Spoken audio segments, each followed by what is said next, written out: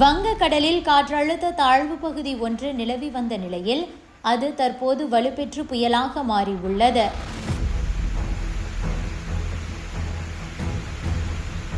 டிட்வா என பெயரிடப்பட்டிருக்கும் இந்த புயல் சென்னைக்கு தென்கிழக்கே 700 கிலோமீட்டர் தொலைவில் நிலை கொண்டிருக்கிறது.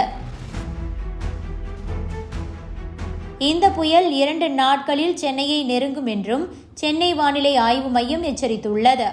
இதன் காரணமாக நாளை மற்றும் நாளை மறுநாள் வட மற்றும் டெல்டா மாவட்டங்களுக்கு ரெட் அலர்ட் எச்சரிக்கை கொடுக்கப்பட்டிருக்கிறது.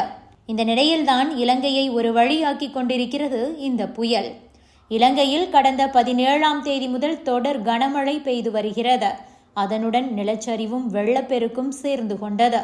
இதனால் மக்களின் இயல்பு வாழ்க்கை பாதிக்கப்பட்டிருக்கிறது. பல்வேறு பகுதிகளிலும் வெள்ள நீர் சூழ்ந்து கொண்டது.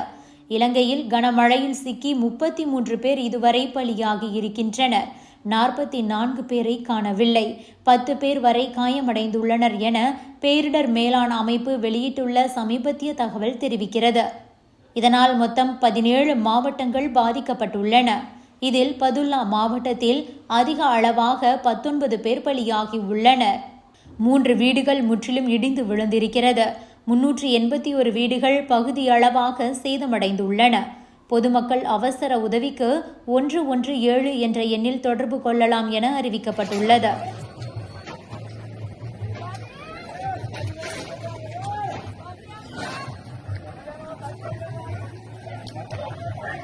இலங்கை ஜனாதிபதி அனுரகுமார திசாநாயக்க மீட்பு பணிகளை முடுக்கி விடும்படியும் மற்றும் தடையில்லா நிவாரண உதவி கிடைக்கவும் வழிவகை செய்யுமாறு அனைத்து மாவட்ட அதிகாரிகளுக்கும் உத்தரவிட்டுள்ளார்.